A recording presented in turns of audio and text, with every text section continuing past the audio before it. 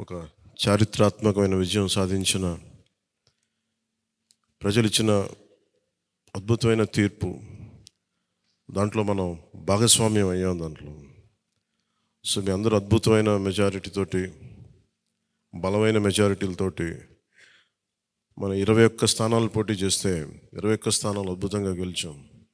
2 parliament నియోజకవర్గాలు గెలిచాం. భారతదేశంలో ఎప్పుడు కూడా తీసుకున్న అన్ని సీట్లు, పోటీ చేసిన అన్ని సీట్లు గెలవటం అనేది చాలా చాలా రేరెస్ట్ ఆఫ్ ద రేర్. ఇప్పుడు దాకా జరిగిందో లేదో కూడా తెలియలేదు. బట్ కంటెంపరీ టైమ్స్ అన్ని చేసిన వాళ్ళందరూ కూడా ఏం చేస్తారు, రీసెర్చ్ చేసిన వాళ్ళందరూ చెప్తారు ఫస్ట్ టైం ఇన్ ఇండియా అని. సో మీ అందరికీ జనసేన సైనికుల తరపున, వీర మహిళల తరపున, పోటీ చేయని పార్టీ నాయకులందరి తరపున, మా అందరి ఆశీస్సు మీరు తీసుకెళ్తున్నారు ముందుకు రేపొద్దున. అంటే మీరు ఒక్కళ్ళే వెళ్ళట్లేదు అసెంబ్లీకి. వెనక జనసేనకు నిలబడ్డ ప్రతి ఒక్క నాయకులు, పోటీ చేయని నాయకులందరూ కూడా, రక్తం ధారబోసిన జన సైనికులు, అసలు అలుపెరకు ఇంట్లో నుంచి బయటికి రాని వీర మహిళలు, అసలు మామూలు ఇంట్లో నుంచి బయటికి రా, అలాంటి వాళ్ళు బయటకు వచ్చి మరి తిరిగారు మనకి. సో వారందరూ ఆశయాలు మీరు ముందుకు తీసుకెళ్తారు.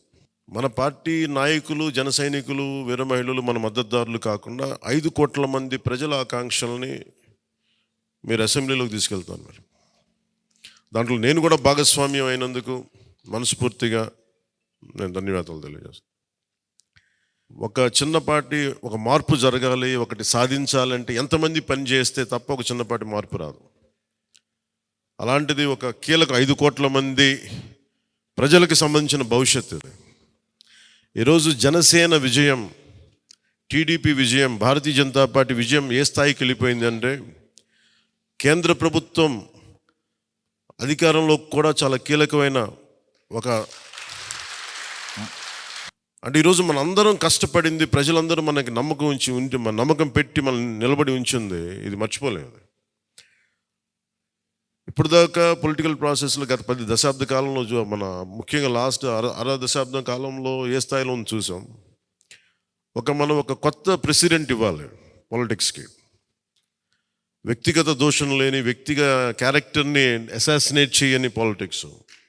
ఈ మార్పు ఏదో రావాలి. ఎందుకంటే టీవీలో సినిమాలకి సెన్సార్ ఉండదు, టీవీలకి సెన్సార్ ఉండదు. సినిమాలు ఎవరన్నా కూర్చోబెట్టి ఏదైనా మాట్లాడితే, మన ఈవెన్ అసెంబ్లీలో మాట్లాడితే రికార్డు నుంచి తొలగిస్తారు. నాయకులు బయటకు వచ్చి మాట్లాడితే రికార్డు నుంచి తొలగించలేదు. చిన్నపిల్లలు ఉంటారు, కుటుంబాలు ఉంటాయి, అని చోట మర్చిపోతాం మనం. సో అందుకని మనమే స్వీయ బాధ్యత తీసుకోవాలి, పర్సనల్ బాధ్యత మనమే తీసుకొని చేయాలి.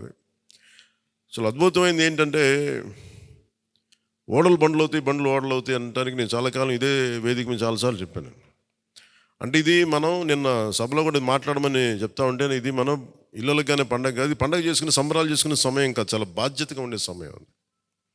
ప్రజలు చాలా ఎక్కడెక్కడి నుంచో, మారుమూల నుంచి, ఎక్కడ యుఎస్ఏ నుంచి వచ్చి కూడా ప్రాణాలు కోల్పోయి, అసలు రాత్రనక పగలనక తిండి తినక ఒక్కొక్కరు పనిచేసిన విధానం ఇవన్నీ కదిలించేసినాయి.